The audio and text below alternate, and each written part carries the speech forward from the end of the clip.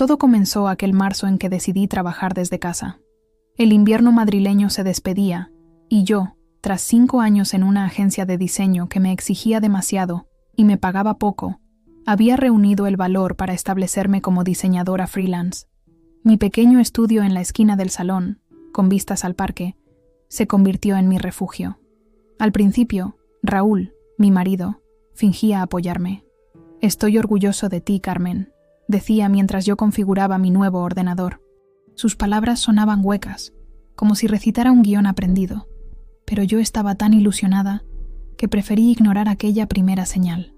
Él continuaba trabajando en el banco, como siempre, con su traje impecable y su maletín de cuero, que había sido un regalo de su madre cuando consiguió el puesto. Ah, doña Pilar. Mi suegra vivía a apenas 2 calles de nuestro piso en Chamberí, una mujer de la vieja escuela que nunca había trabajado fuera de casa y que consideraba que el deber de una esposa era, ante todo, atender a su marido. Desde que me conoció, dejó claro que yo no era lo que había imaginado para su hijo único. Demasiado independiente, demasiado moderna. Las primeras semanas fueron un torbellino. Conseguí algunos clientes de mi antigua agencia y trabajaba sin descanso para demostrar, quizá más a mí misma que a nadie, que había tomado la decisión correcta. Raúl regresaba a casa y apenas preguntaba por mi día. Si yo mencionaba un nuevo proyecto o un cliente satisfecho, sonreía con condescendencia. «Qué bien que te entretengas con algo», decía mientras aflojaba su corbata y encendía la televisión. Doña Pilar comenzó a visitarnos casi a diario. Aparecía a la hora de la comida con tuppers de croquetas o tortilla, como si yo no fuera capaz de preparar algo decente. «Raúl necesita comer bien, no esas ensaladas que tú le das», murmuraba mientras invadía mi cocina. Luego se paseaba por el salón, mirando con desdén mi mesa de trabajo. «En mis tiempos, las mujeres sabíamos cuál era nuestro lugar», comentaba mientras servía la comida. «Tu padre me mantuvo como un caballero hasta el día de su muerte, Raúl. Nunca tuve que preocuparme por nada». Mi marido asentía, complacido. «Carmen tiene sus ideas modernas, mamá. Ya sabes cómo son las chicas de ahora». Me mordía la lengua para no contestar. Al fin y al cabo, estaba ganando mi propio dinero, contribuyendo a la economía familiar. Pensaba que con el tiempo, ambos verían el valor de mi trabajo. Pero la situación solo empeoró. Una tarde, tras recibir el pago de un cliente importante, una cadena de restaurantes para la que había diseñado toda la imagen corporativa, le mostré a Raúl la factura con orgullo. «¿Esto es todo?», preguntó con una mueca. «Mi último bono trimestral fue 5 veces esto». Dejó el papel sobre la mesa como si fuera algo sucio. «No es dinero de verdad, Carmen. Es lo que ganas jugando con tus dibujitos». Sentí como si me hubiera abofeteado. «Son diseños profesionales, no dibujitos», respondí con la voz temblorosa. «Y este cliente ha firmado un contrato anual». Ya», contestó mientras se servía una copa de vino. «Cuando te canses de este capricho, la agencia seguramente te volverá a contratar». Esa noche, lloré en silencio en el baño. No entendía por qué mi éxito parecía amenazarle tanto. Pensé que quizá era solo cuestión de tiempo, que cuando viera que mi negocio era estable cambiaría de actitud, pero cada pequeño logro mío parecía hundirle más en su resentimiento. Si mencionaba que había terminado un proyecto antes de lo previsto, él respondía con historias de sus compañeros del banco que ganaban ascensos o reconocimientos.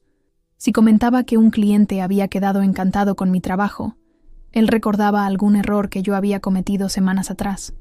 Doña Pilar, por su parte, había pasado de las indirectas a las críticas abiertas. Una mujer con horarios tan flexibles, decía la palabra como si fuera una enfermedad. No tiene disciplina. ¿Cómo vas a formar una familia así, Raúl? Tu padre y yo te tuvimos al año de casarnos. A este paso, dejaba la frase en el aire, pero el mensaje era claro. Mi dedicación al trabajo era, para ella, un signo de egoísmo imperdonable. Un día, mientras yo asistía a una videollamada con clientes, entró en el salón y comenzó a pasar la aspiradora. Cuando le pedí con gestos que esperara, me miró con desdén y subió el volumen. Tuve que disculparme y reprogramar la reunión. Cuando colgué, furiosa, me enfrentó con una sonrisa. «Lo siento, nuera. Las tareas de la casa no esperan. Si tuvieras un trabajo de verdad, con una oficina de verdad, esto no pasaría». Fue entonces cuando empecé a notar cómo susurraban entre ellos cuando creían que no les prestaba atención. Les escuchaba planear comidas familiares sin consultarme, o comentar que la fase rebelde de Carmen, así llamaban a mi carrera, seguramente terminaría pronto. Mi círculo social comenzó a reducirse. Dejé de invitar a mis amigas a casa porque cada visita se convertía en una oportunidad para que Raúl o doña Pilar me humillaran sutilmente. Carmen está muy ocupada con sus proyectitos, decía él. Apenas tiene tiempo para cocinar como Dios manda, añadía ella. Las pocas veces que salíamos con amigos suyos del banco, Raúl se refería a mí como mi mujer que juega a ser empresaria. Sus compañeros reían, sus esposas intercambiaban miradas incómodas, y yo sentía que me encogía hasta desaparecer. Los fines de semana se volvieron un campo de batalla. Si trabajaba algunas horas el sábado para cumplir con un plazo, Raúl se quejaba de que descuidaba el hogar. Si no trabajaba, comentaba que mi negocio parecía permitirme demasiado tiempo libre.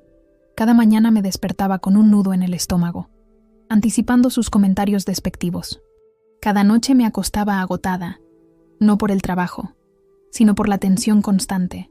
Lo que había comenzado como un sueño profesional se había convertido en una pesadilla personal. Una tarde de domingo, mientras tomábamos café en la terraza, Raúl revisó casualmente mi ordenador. ¿Solo 3 proyectos este mes? Vaya, parece que la gente no valora mucho tus servicios. Algo se rompió dentro de mí. Comprendí que aquello no era una fase, que no cambiaría con el tiempo ni con más éxitos por mi parte. Lo que había comenzado como envidia se había transformado en algo más oscuro, en un esfuerzo coordinado por minar mi confianza, por hacerme dudar de mis capacidades, por recordarme cuál debía ser mi lugar. Esa noche, mientras Raúl dormía, miré por la ventana hacia las luces de Madrid y supe, con una claridad que me asustó, que ya no estaba segura en mi propio hogar. No podía seguir viviendo así. Aquella noche de domingo, después de la observación cruel de Raúl sobre mis proyectos, esperé a que se durmiera y abrí mi ordenador. Con las manos temblorosas, comencé a buscar información sobre pequeños pueblos alejados de Madrid.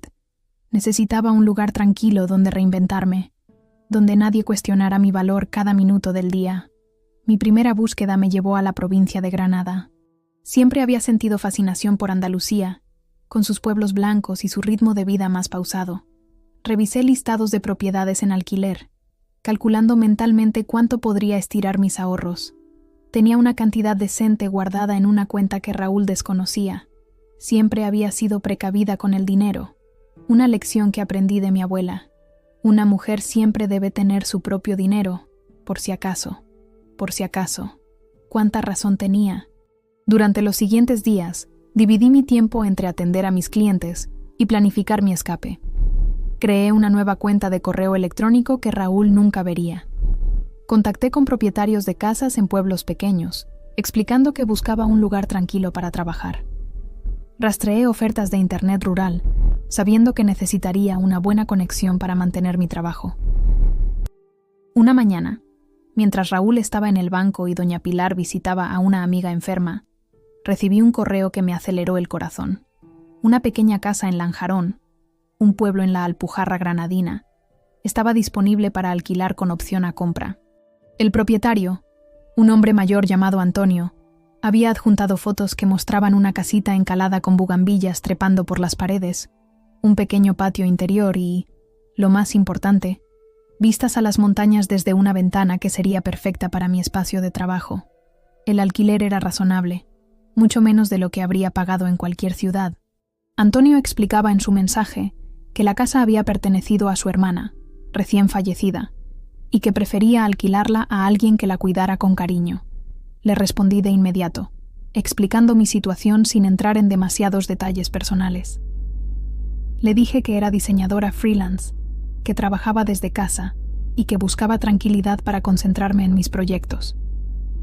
Mencioné que podría visitarla esa misma semana si él estaba disponible. Tengo que ir a Granada por trabajo. Le mentí a Raúl la noche siguiente durante la cena. Un cliente potencial quiere reunirse conmigo para un proyecto importante. Él apenas levantó la vista de su plato. ¿Vale la pena el viaje? Ya sabes lo que opino de estos gastos innecesarios. El cliente pagará mis gastos. Mentí de nuevo. odiándome por tener que hacerlo, pero sabiendo que era necesario. Es una oportunidad que no puedo rechazar. Raúl se encogió de hombros, desinteresado como siempre en mi trabajo, y cambió de tema para hablarme de un compañero del banco que acababa de comprarse un coche nuevo. Su falta de interés, que antes me dolía, ahora me beneficiaba. 2 días después tomé el tren a Granada. Le dije a Raúl que regresaría esa misma noche, pero había reservado una habitación en un pequeño hotel, por si acaso la visita a Lanjarón se alargaba. En la estación de autobuses de Granada, tomé un autobús que serpenteaba por la carretera de montaña, subiendo hacia la Alpujarra. El paisaje era sobrecogedor. Montañas imponentes, valles profundos, pequeños pueblos que parecían pegados a las laderas. Lanjarón me recibió con un aire fresco y limpio, que contrastaba con la polución de Madrid. Antonio me esperaba en la plaza principal, un hombre de unos 70 años con piel curtida por el sol y ojos amables.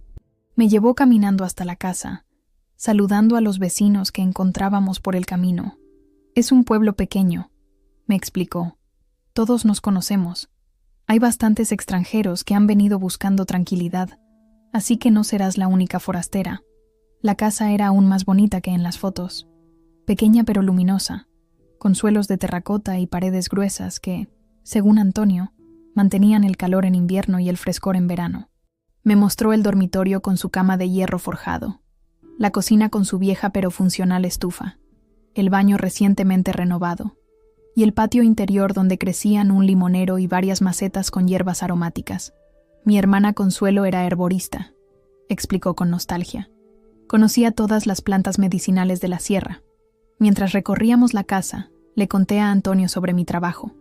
Le mostré mi portafolio en el teléfono y le expliqué que necesitaría buena conexión a Internet.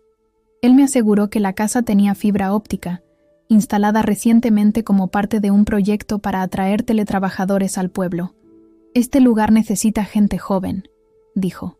La mayoría somos ya viejos. Nos estamos quedando sin vida. Cuando llegamos a la habitación que sería mi estudio, con aquella ventana que enmarcaba la montaña como un cuadro, supe que había encontrado mi refugio. Le dije a Antonio que quería alquilarla y acordamos los términos. Pagaría 3 meses por adelantado y después mes a mes, con la opción de comprarla transcurrido 1 año si así lo decidía. Firmamos un contrato sencillo que él ya tenía preparado. ¿Cuándo te mudarías?, preguntó mientras me entregaba las llaves. Pronto, respondí. Necesito organizar algunas cosas primero. De vuelta en Madrid, intensifiqué mis preparativos. Contraté una pequeña empresa de mudanzas, explicándoles que necesitaría discreción. La joven que me atendió me miró con comprensión, como si hubiera manejado situaciones similares antes. No se preocupe, me dijo. Podemos recoger sus cosas mientras su marido está fuera, si eso es lo que necesita. Me sonrojé, avergonzada de ser tan transparente, pero asentí. Acordamos una fecha para 2 semanas después, un miércoles en que Raúl estaría en una conferencia bancaria fuera de la ciudad.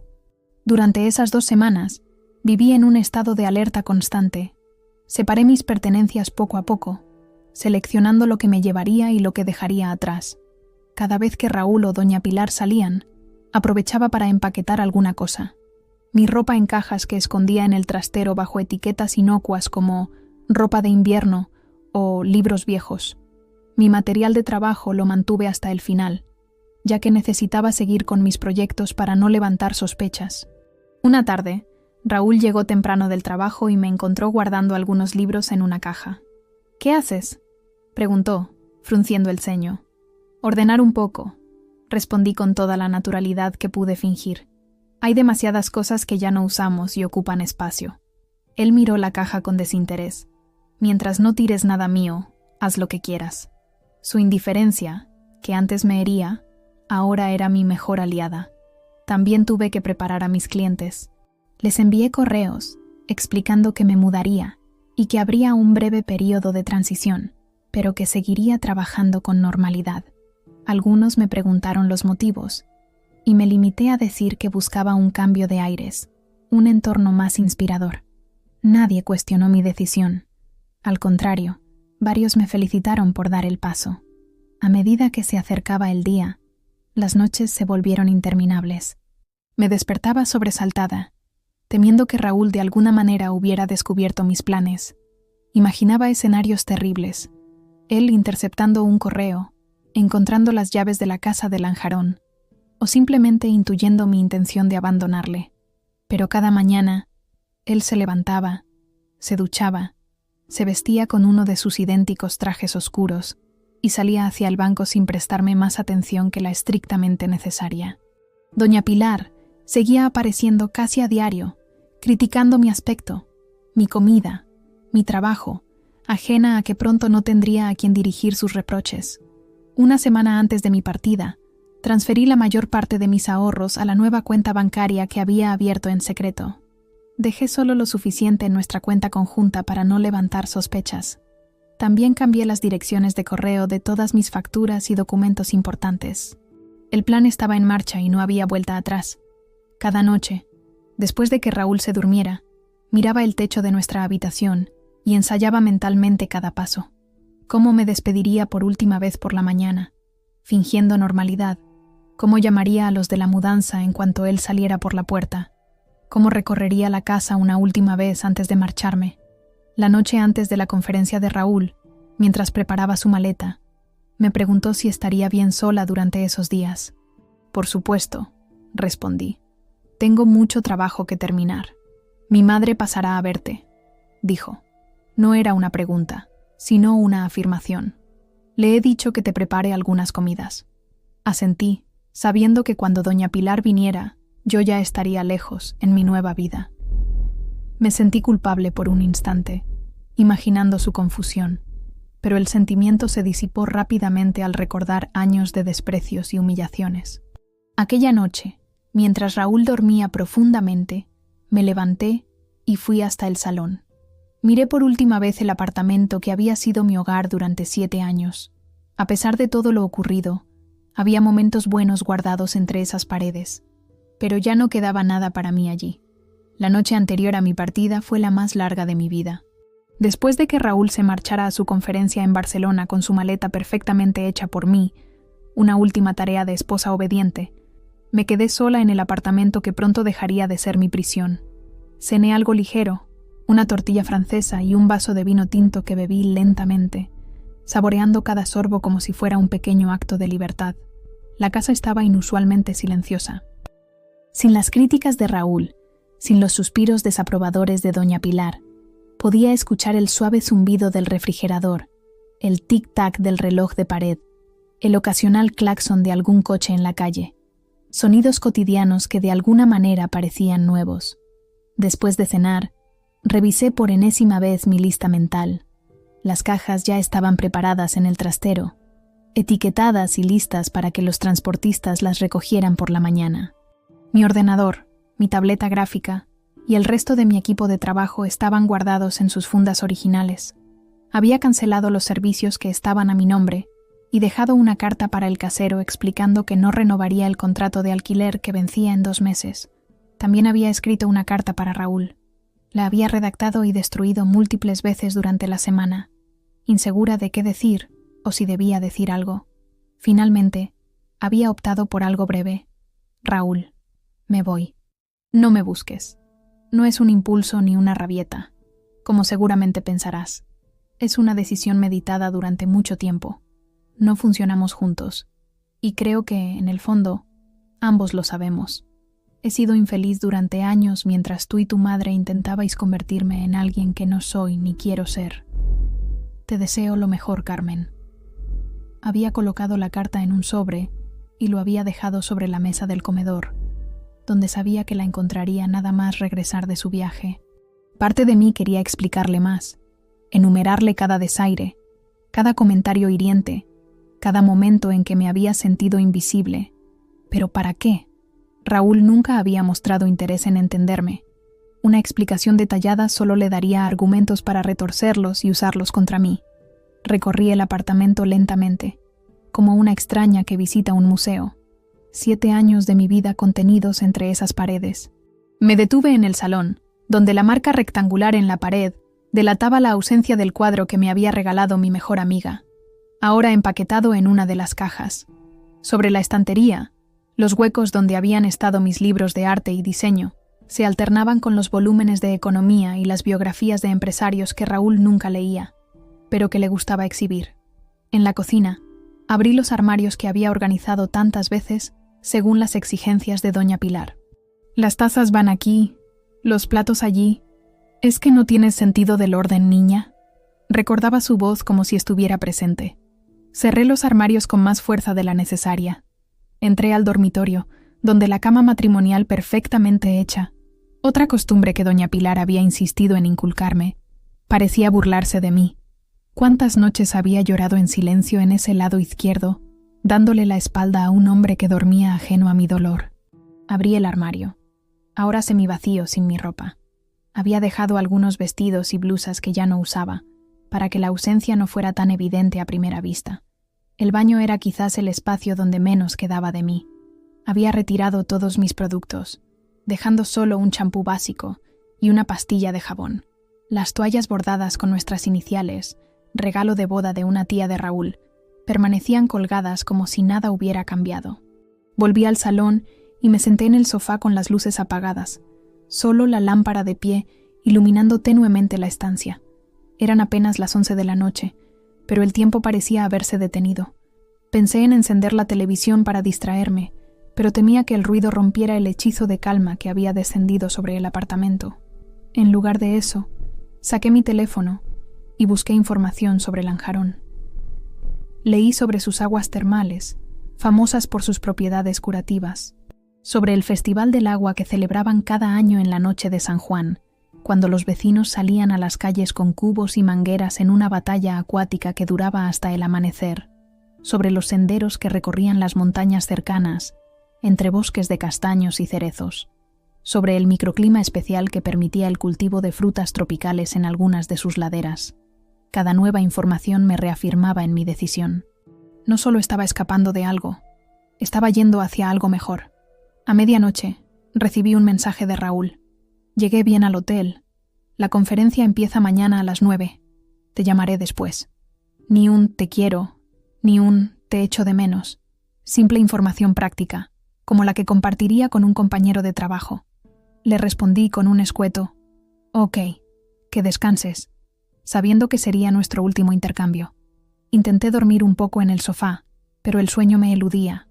Mi mente saltaba entre recuerdos y anticipaciones, entre el pasado que estaba dejando atrás y el futuro incierto que me esperaba. Había momentos en que la duda me asaltaba. ¿Estaba tomando la decisión correcta? ¿No sería mejor intentar arreglar las cosas, hablar claro con Raúl, poner límites a doña Pilar? Pero enseguida recordaba todas las veces que había intentado comunicarme, todas las conversaciones que habían caído en oídos sordos, todas las fronteras que habían sido ignoradas. A las 3 de la madrugada, rendida ante el insomnio, me levanté y preparé café. Era una noche fresca de primavera y salí a la pequeña terraza con mi taza humeante. Madrid dormía bajo un cielo sorprendentemente estrellado. Desde nuestro 6º piso podía ver las luces del Parque del Retiro a lo lejos, y más allá, el horizonte de la ciudad que había sido mi hogar durante toda mi vida adulta.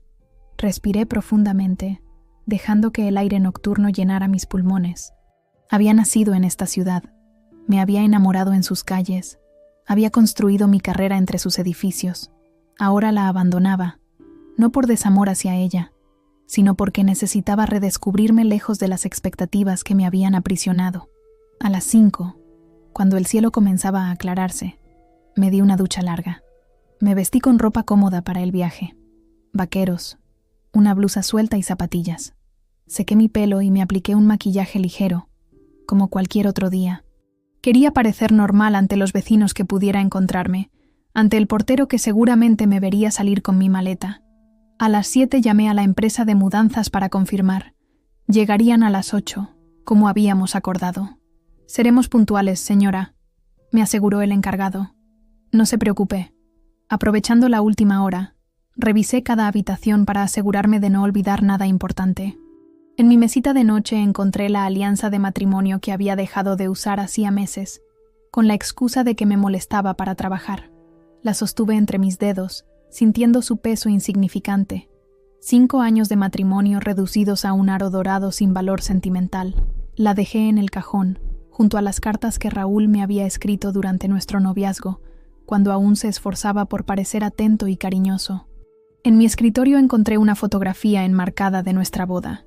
La miré con desapego, como si observara a dos extraños. La joven de 26 años con el vestido blanco sonreía radiante, inconsciente de lo que le esperaba.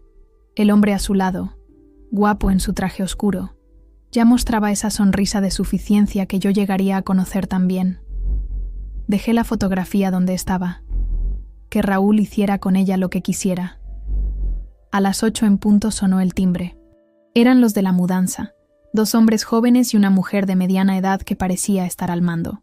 Se presentó como Lucía y me aseguró que tenían experiencia en situaciones delicadas. «No se preocupe», me dijo en voz baja mientras sus compañeros comenzaban a cargar las cajas del trastero. «Seremos rápidos y discretos». Lucía tenía razón. En menos de 1 hora, todas mis pertenencias estaban en el camión. Firmé los papeles necesarios y les di la dirección de la casa en Lanjarón.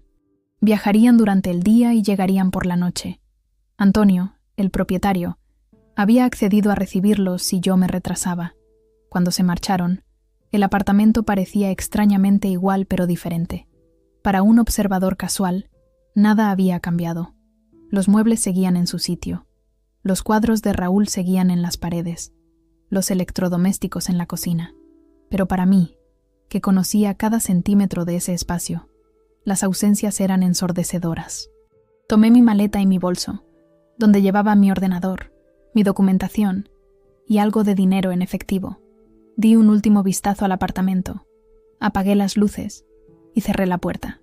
En el ascensor, respiré profundamente varias veces, intentando calmar los latidos acelerados de mi corazón. En el vestíbulo me encontré con don Manuel, el portero, que me saludó con su habitual amabilidad. «¿Se va de viaje, doña Carmen?», preguntó mirando mi maleta. «Sí», respondí con una sonrisa que esperaba pareciera natural. «Voy a visitar a una amiga por unos días. Que tenga buen viaje», me deseó, mientras me abría la puerta. «Salude a don Raúl de mi parte cuando vuelva de Barcelona». Asentí, sin confiar en mi voz para responder. Salí a la calle, donde el sol de la mañana bañaba Madrid con una luz dorada. Me detuve un momento, sintiendo el calor en mi rostro, y luego eché a andar hacia la parada de taxi más cercana.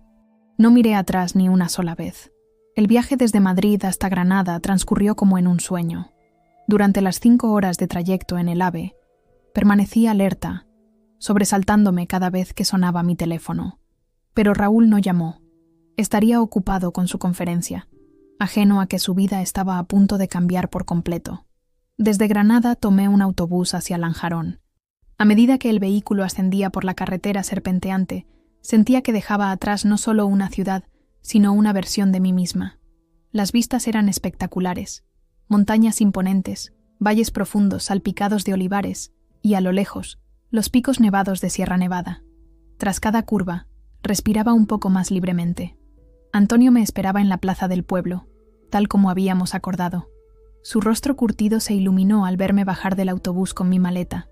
«Bienvenida a tu nueva casa, Carmen», dijo estrechándome la mano con calidez.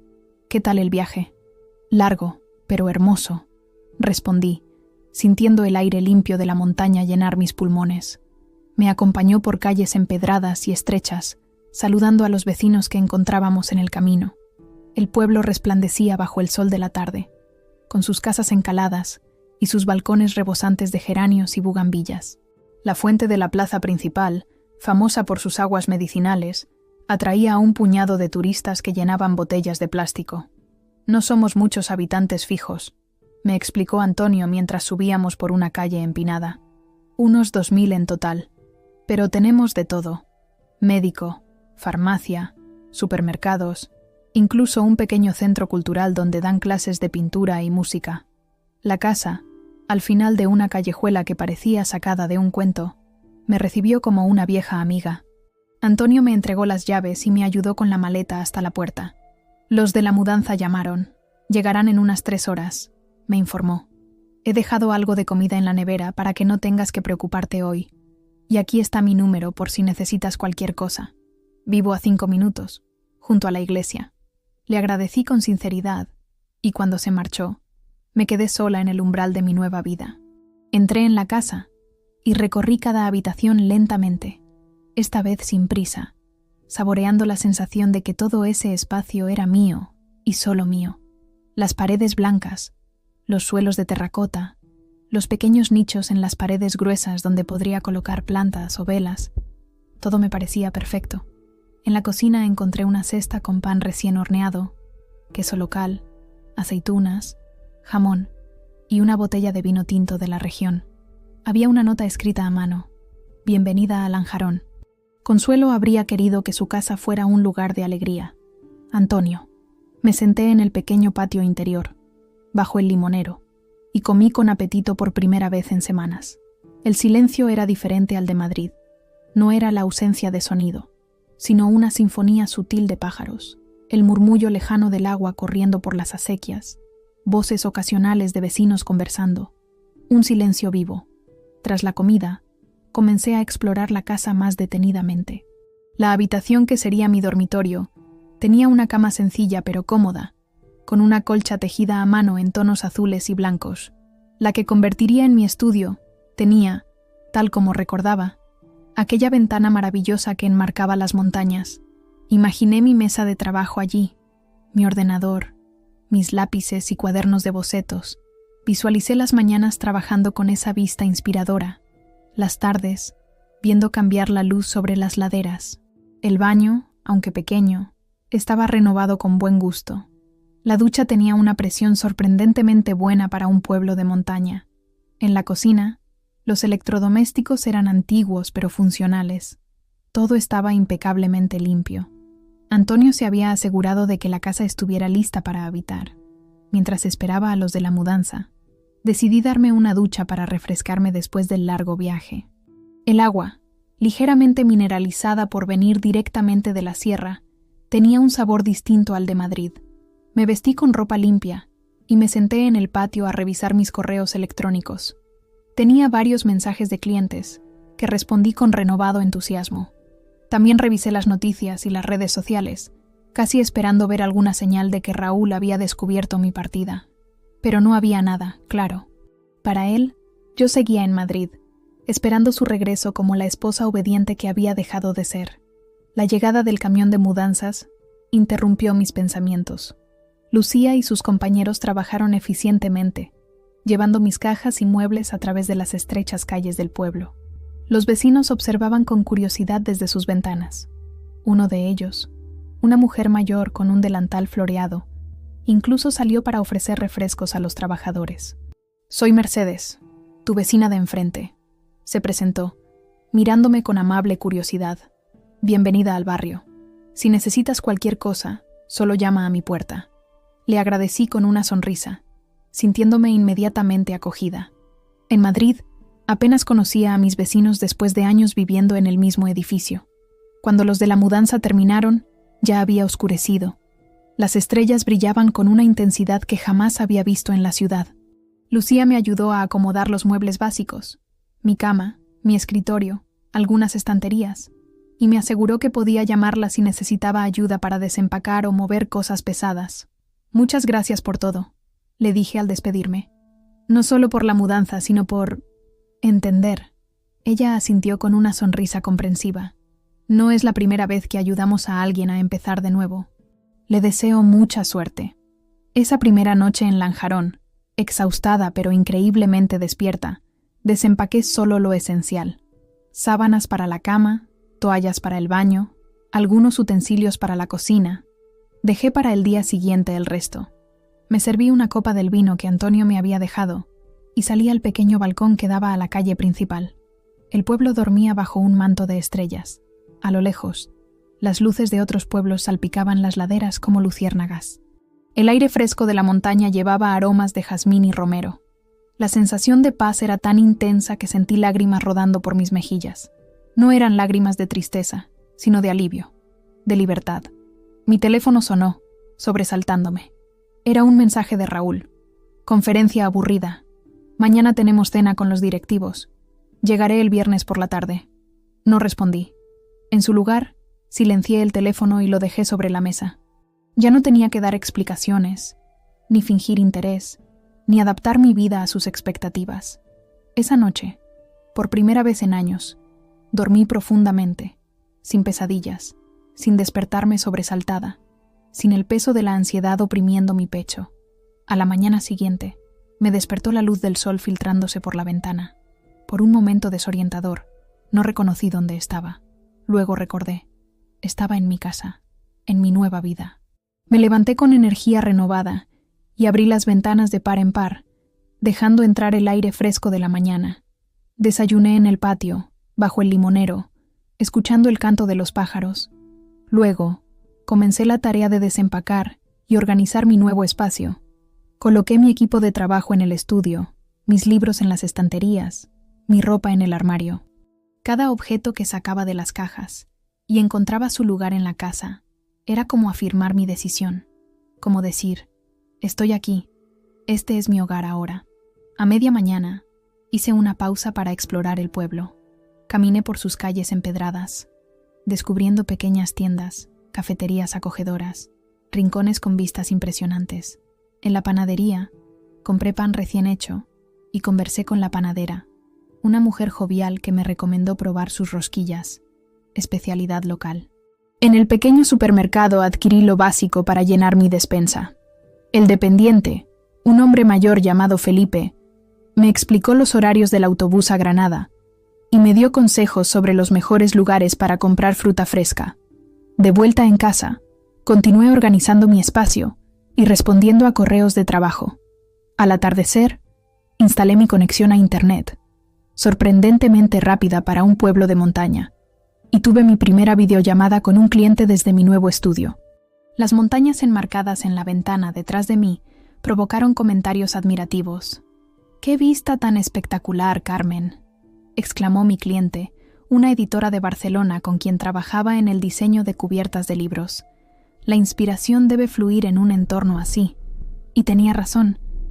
Esa noche, después de la llamada, me encontré dibujando y creando con una libertad que no había sentido en mucho tiempo. Las ideas surgían sin esfuerzo. Mis manos parecían moverse por voluntad propia sobre la tableta gráfica. Trabajé hasta tarde, olvidando el tiempo, disfrutando el simple placer de crear sin la sombra de la crítica acechando sobre mi hombro. Al acostarme, revisé mi teléfono una última vez. No había nuevos mensajes de Raúl. Supuse que todavía no había regresado a Madrid, que seguía en su burbuja de importancia profesional, ajeno a que su vida perfectamente controlada se estaba desmoronando. Sentí una punzada momentánea de culpa, rápidamente reemplazada por determinación. No estaba huyendo, estaba salvándome. Los 2 primeros días en Lanjarón pasaron como un sueño plácido. Establecí una rutina simple pero satisfactoria. Despertarme con el sol, desayunar en el patio bajo el limonero, trabajar durante la mañana en mi nuevo estudio, pasear por el pueblo al atardecer. Los vecinos comenzaban a reconocerme. Algunos me saludaban con un gesto amable. Otros se detenían para una breve conversación. Mercedes, mi vecina de enfrente, me trajo un pastel casero de limón y me invitó a tomar café en su casa cuando quisiera. La tarde del segundo día, Antonio pasó a visitarme para asegurarse de que todo estaba en orden. Le mostré cómo había organizado la casa, manteniendo su esencia pero adaptándola a mis necesidades. Se mostró complacido al ver que había conservado las macetas de hierbas aromáticas de su hermana. Consuelo estaría contenta, dijo con nostalgia. Esta casa necesitaba vida otra vez. Me habló sobre la historia del pueblo, sobre las acequias que los árabes habían construido siglos atrás para llevar el agua de la sierra a los cultivos, sobre los balnearios que habían atraído a visitantes ilustres durante generaciones. Me invitó a una pequeña reunión que tendría lugar el sábado en su casa, donde podría conocer a otros vecinos. Hay una pequeña comunidad de artistas y teletrabajadores, me explicó. Gente que ha escapado de la ciudad como tú. Os entenderéis bien. Tras su visita, volví a mi trabajo con renovado entusiasmo. Estaba diseñando un logotipo para una pequeña empresa de productos ecológicos de Granada que me habían recomendado a través de un cliente anterior. El proyecto fluía con facilidad. Las ideas venían a mí sin el bloqueo creativo que tan a menudo había experimentado en Madrid. Mientras trabajaba, mi teléfono permanecía silenciado sobre la mesa. Lo había estado revisando obsesivamente, anticipando el momento en que Raúl descubriera mi ausencia. Según sus mensajes, Debía regresar a Madrid esa tarde. Calculé que tardaría unas horas en darse cuenta de que algo iba mal. Primero pensaría que había salido a hacer recados. Luego llamaría a su madre, quien seguramente ya habría intentado visitarme y se habría encontrado con un apartamento vacío. A las 7 de la tarde, cuando el sol comenzaba a descender tras las montañas, iluminando mi estudio con una luz dorada, el teléfono vibró sobre la mesa. La pantalla mostró el nombre de Raúl. Respiré hondo, preparándome para lo inevitable, pero no contesté. Dejé que la llamada se desviara al buzón de voz. Llamó de nuevo inmediatamente, y otra vez, y otra. El teléfono vibraba con insistencia, como un insecto atrapado. Finalmente apareció la notificación de un mensaje de voz. Con manos temblorosas lo reproduje. «Carmen, ¿dónde estás? Acabo de llegar y... la casa está... ¿Qué demonios ha pasado? ¿Dónde están tus cosas? Llámame ya». Su voz sonaba confusa, irritada pero no alarmada. Todavía no había encontrado la carta. O quizás la había encontrado pero no la había leído. Típico de Raúl, que a menudo ignoraba mis notas o mensajes cuando no le resultaban inmediatamente relevantes. Las llamadas continuaron. Decidí apagar el teléfono durante unas horas, dándome tiempo para centrarme. Salí a pasear por el pueblo, buscando calma en el movimiento. El aire fresco de la tarde me ayudó a aclarar mis pensamientos. Me detuve en un pequeño café en la plaza, donde pedí un té de hierbas locales. El camarero, un joven llamado Javier, me explicó que era una mezcla especial de hierbas de la sierra. «Mi abuela lo prepara», dijo con orgullo. «Ayuda a calmar los nervios». Sonreí, preguntándome si mi ansiedad era tan evidente. El té era delicioso, con un sabor ligeramente dulce y un aroma reconfortante. Mientras lo bebía, observé la vida cotidiana del pueblo desarrollándose a mi alrededor. Un grupo de ancianos jugaba a las cartas en una mesa cercana. 2 mujeres conversaban animadamente junto a la fuente. Un perro dormitaba perezosamente bajo un banco. Esta tranquilidad, esta sencillez, era exactamente lo que había estado buscando. De regreso a casa, encendí el teléfono, preparada para enfrentar la tormenta.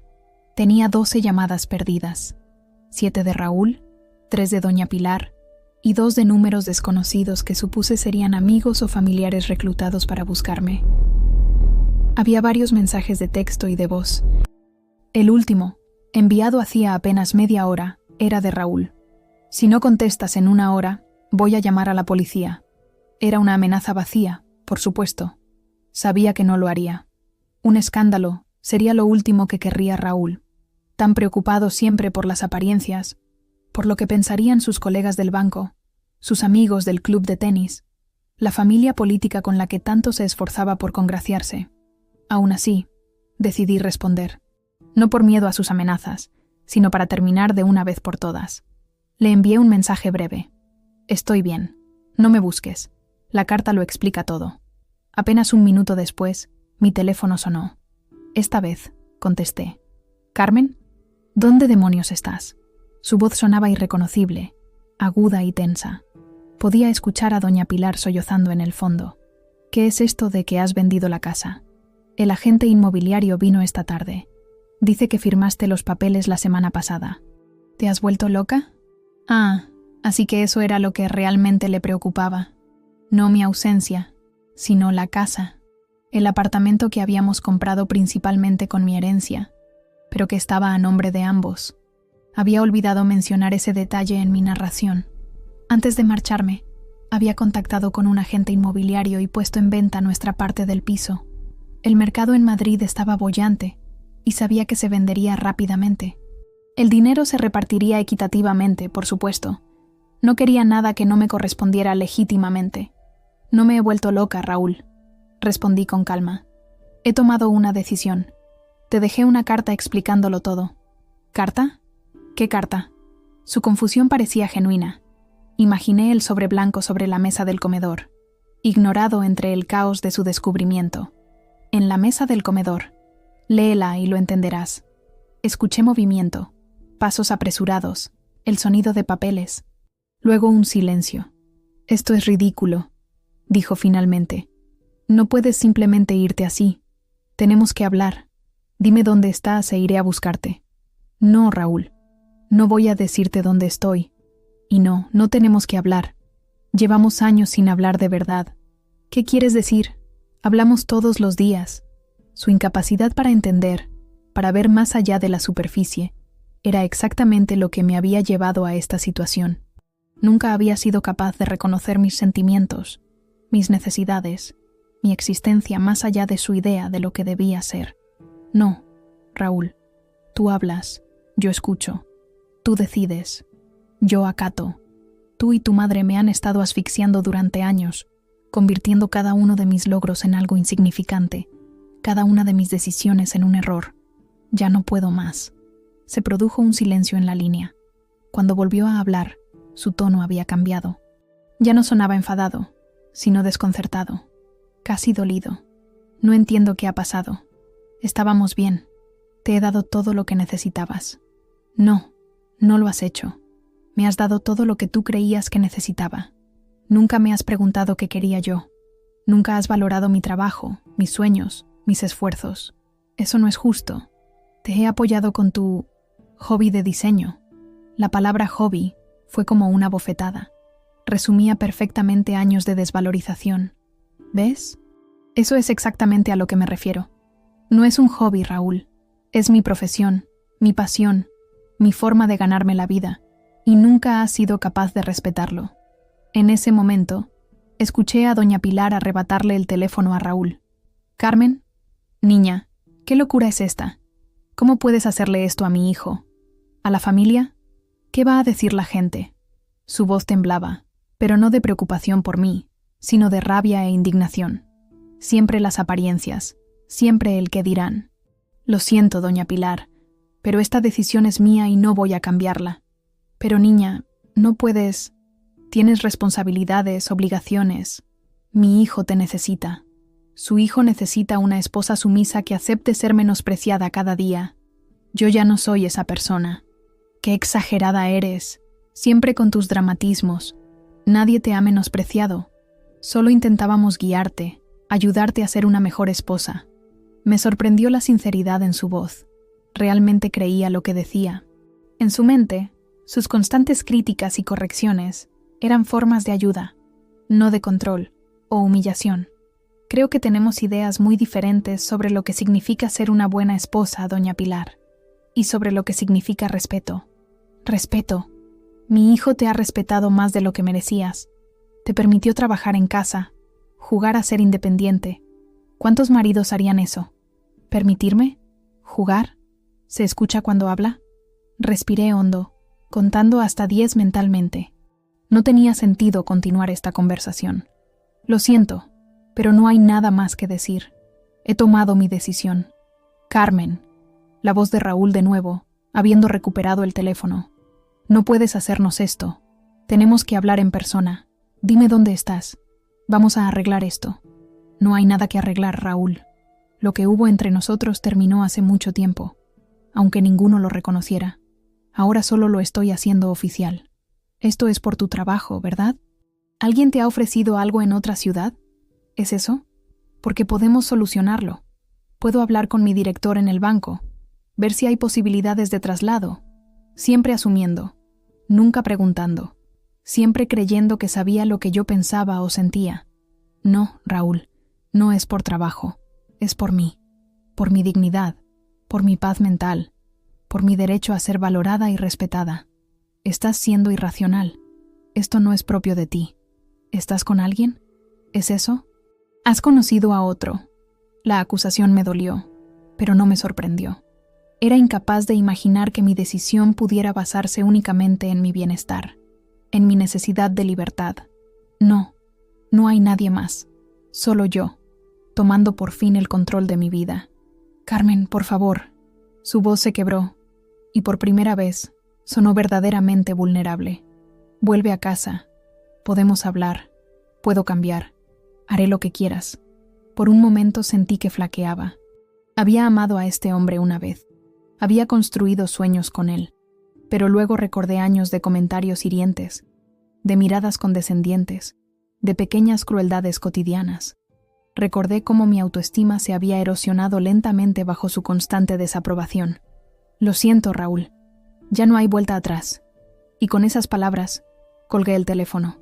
Me quedé sentada en el patio, bajo el limonero, escuchando los sonidos del pueblo preparándose para la noche. El timbre de mi teléfono volvió a sonar, insistente, pero esta vez no contesté. Después de un rato, los sonidos cesaron. Silencié el teléfono y lo dejé dentro de la casa. Esa noche, miré las estrellas desde mi balcón, más brillantes y numerosas de lo que jamás había visto en Madrid. Respiré el aire fresco de la montaña y sentí, a pesar de la dificultad de la conversación, una profunda serenidad. Había dado el paso más difícil. Había roto definitivamente con mi pasado. Ahora solo quedaba mirar hacia adelante, hacia la vida que había elegido para mí misma. En las semanas que siguieron a aquella llamada, Raúl y doña Pilar desplegaron toda su artillería para intentar hacerme volver. Al principio fueron las súplicas, mensajes de voz donde Raúl juraba que cambiaría, que valoraría mi trabajo, que pondría límites a su madre. Luego llegaron las amenazas, que consultaría con abogados, que me dejaría sin nada, que contaría a todos nuestros conocidos que lo había abandonado sin motivo. Cuando vio que ni súplicas ni amenazas funcionaban, pasó a la manipulación emocional. Me envió fotografías de nuestro viaje a Tenerife, de nuestra boda, de momentos que él consideraba felices, pero que yo recordaba teñidos de tensión. ¿Recuerdas lo bien que estábamos?, escribía. Todo puede volver a ser así. Doña Pilar, por su parte, alternaba entre la indignación. Has destrozado a mi hijo, nunca te perdonaré, y un falso arrepentimiento. Quizás fui demasiado dura contigo, pero solo quería lo mejor para ambos. Incluso llegó a contactar con mi madre en Valladolid, con quien yo mantenía una relación distante, para que intentara convencerme de volver. Mi madre me llamó, desconcertada por la versión de los hechos que le había contado mi suegra. Dice que has tenido una especie de crisis nerviosa, que has abandonado a Raúl sin explicación. Le conté mi versión, los años de desprecios, la asfixia constante, la sensación de estar desapareciendo bajo el peso de sus expectativas. Para mi sorpresa, me entendió. Siempre me pareció que ese hombre tenía demasiado ego y poca empatía, confesó. Y su madre, bueno, nunca me gustó cómo te miraba, como evaluándote constantemente. Pero no dije nada porque parecías feliz, o eso creía yo. Esa conversación con mi madre fue un bálsamo inesperado. Habíamos tenido nuestras diferencias. Ella nunca entendió mi vocación artística, mi necesidad de independencia. Pero ahora, quizás por la distancia o por la claridad que da la edad, parecía verme realmente por primera vez. Estoy orgullosa de ti, dijo antes de despedirse. Hace falta valor para empezar de nuevo. Los intentos de Raúl por localizarme se volvieron más desesperados. Contactó con mis clientes, cuyos datos había encontrado en algún archivo que dejé atrás. Algunos me reenviaron sus mensajes, preocupados. Les expliqué brevemente la situación y les pedí disculpas por el inconveniente. Todos se mostraron comprensivos. Algunos incluso compartieron experiencias similares. También intentó rastrearme a través de las redes sociales, pero yo había sido precavida. Había desactivado la geolocalización en todas mis cuentas y evitaba publicar cualquier cosa que pudiera revelar mi paradero. Lanjarón era lo suficientemente pequeño como para no aparecer en mis búsquedas habituales, y lo suficientemente grande como para no destacar si alguien nuevo se instalaba allí. Una tarde, mientras trabajaba en un proyecto para una bodega local, recibí un correo electrónico de una dirección desconocida. Era de Lucía, la encargada de la empresa de mudanzas. Hola Carmen, espero que estés bien instalada en tu nuevo hogar. Te escribo para avisarte de que un hombre que dice ser tu marido vino a nuestras oficinas preguntando por ti. No le dimos ninguna información, por supuesto, pero pensé que deberías saberlo. Le agradecí el aviso y reforcé mis precauciones. Cambié mis contraseñas, configuré reenvíos para que todos mis correos antiguos fueran a una nueva dirección, e incluso consideré cambiar mi número de teléfono. Finalmente decidí no hacerlo, pero bloqueé los números de Raúl y doña Pilar, después de recibir un último mensaje particularmente hiriente de ella. Siempre supe que no eras suficiente para mi hijo. Una mujer de verdad no abandona sus responsabilidades. Espero que estés satisfecha con la desgracia que has causado. Leí el mensaje varias veces, sorprendida de lo poco que me afectaba. Meses atrás, esas palabras me habrían destrozado. Habrían confirmado todas mis inseguridades.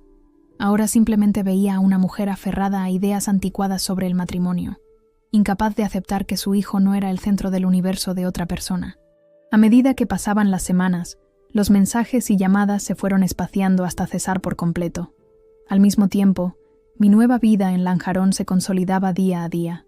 Mi cartera de clientes crecía, el boca a boca en Granada, y el hecho de poder ofrecer precios más competitivos al tener menos gastos me proporcionaban más trabajo del que había tenido nunca en Madrid. Establecí una rutina que me llenaba de satisfacción. Trabajaba por las mañanas en mi estudio soleado, con las ventanas abiertas al aire fresco de la montaña. Por las tardes, cuando el calor apretaba, daba largos paseos por los senderos que serpentean entre olivares y huertos de cítricos. A veces llegaba hasta el río, donde me sentaba a leer o simplemente a escuchar el rumor del agua. Las clases de yoga en el centro cultural del pueblo se convirtieron en una cita fija 2 veces por semana. Allí conocí a Elena, una traductora de Barcelona que también había buscado refugio en este rincón de la Alpujarra, huyendo del estrés de la ciudad. Nos hicimos amigas rápidamente, compartiendo experiencias, recomendándonos libros, explorando juntas pueblos cercanos como Pampaneira o Bubión los fines de semana. En la reunión que organizó Antonio conocí a más personas. Javier, un programador de Sevilla que teletrabajaba para una empresa alemana. Martina, una escritora italiana que se había enamorado de la luz de estas montañas. Pablo, un médico jubilado que cultivaba un pequeño huerto ecológico y me regalaba tomates y berenjenas cada semana. Todos habían elegido Lanjarón por motivos similares: la búsqueda de tranquilidad, de una vida más sencilla pero más plena, de una conexión con la naturaleza. Mi casa dejó de ser un refugio temporal para convertirse en un verdadero hogar. Pinté las paredes de colores suaves, un azul pálido en el dormitorio, un verde claro en el estudio. Planté flores en el patio, coloqué lámparas que creaban una luz cálida en las noches de invierno. Adopté un gato callejero que aparecía cada tarde en mi puerta, un macho atigrado al que llamé Limón en honor al árbol del patio. Mi trabajo también evolucionó. Comencé a experimentar con nuevos estilos, a incorporar elementos inspirados en los patrones tradicionales de la Alpujarra, a jugar con colores más vibrantes que reflejaban el paisaje que me rodeaba. Un cliente me comentó que mis diseños parecían más vivos, más auténticos que antes. Tenía razón. Yo misma me sentía más viva, más auténtica. Una mañana de otoño, casi 6 meses después de mi partida, recibí un correo de mi abogada en Madrid. Había estado gestionando los detalles del divorcio y la venta del apartamento. El mensaje era breve y directo. Todo finalizado. La transferencia con tu parte de la venta está en camino. Raúl ha firmado los papeles del divorcio sin objeciones. Eres oficialmente libre. Enhorabuena. Me quedé mirando la pantalla durante varios minutos, dejando que la realidad de esas palabras calara en mí. Libre. Oficialmente libre. Aunque me había sentido libre desde el momento en que cerré la puerta de aquel apartamento en Madrid. Había algo profundamente significativo en esta confirmación legal. Era como si el último hilo que me ataba a mi antigua vida se hubiera cortado definitivamente. Esa tarde, mientras paseaba por las calles empedradas del pueblo, me detuve en una pequeña joyería que había junto a la plaza. En el escaparate, un colgante de plata con forma de pájaro en pleno vuelo captó mi atención. Era sencillo pero hermoso, con alas extendidas que parecían atrapar la luz del sol. Entré y lo compré. Un pequeño regalo para mí misma, un símbolo de mi vuelo hacia la libertad. Esa noche, celebré con Elena y algunos otros amigos en una pequeña taberna del pueblo. Compartimos tapas, vino local y conversaciones que fluían con la facilidad que solo da la verdadera conexión. Nadie allí me juzgaba por mis decisiones. Nadie cuestionaba mi valor, basándose en estándares arbitrarios de lo que una mujer debería ser o hacer. De regreso a casa, con el colgante de plata brillando sobre mi pecho, me detuve en lo alto de la calle que llevaba a mi casa. Desde allí se veía todo el valle, bañado por la luz plateada de la luna. Los tejados del pueblo, las laderas cubiertas de olivos, las montañas imponentes al fondo.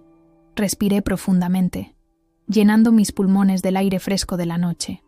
Había días en que todavía me asaltaban dudas o temores, momentos en que la voz de doña Pilar resonaba en mi cabeza. Nunca será suficiente.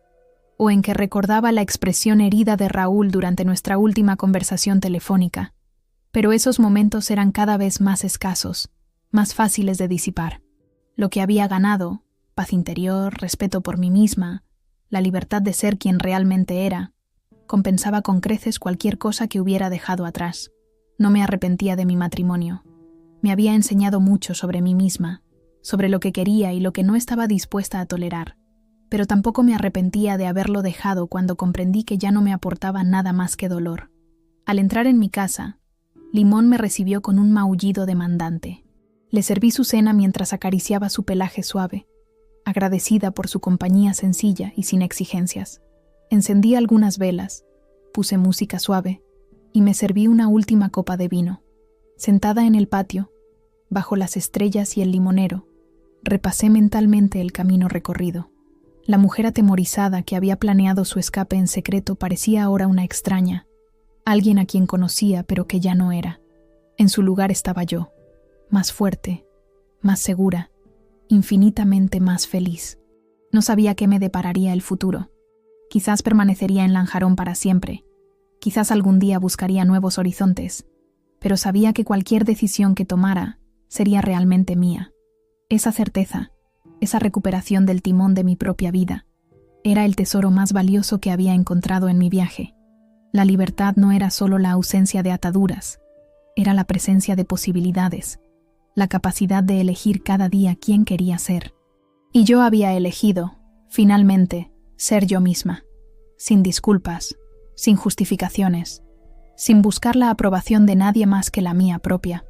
Esa noche, bajo el cielo estrellado de la Alpujarra, levanté mi copa en un brindis silencioso por el camino recorrido y por el que aún me quedaba por descubrir. «Por mí», susurré, y las estrellas parecieron brillar un poco más intensamente, como si el universo mismo celebrara conmigo esta victoria tranquila pero profunda, la de una mujer que había encontrado, al fin, su verdadero hogar dentro de sí misma.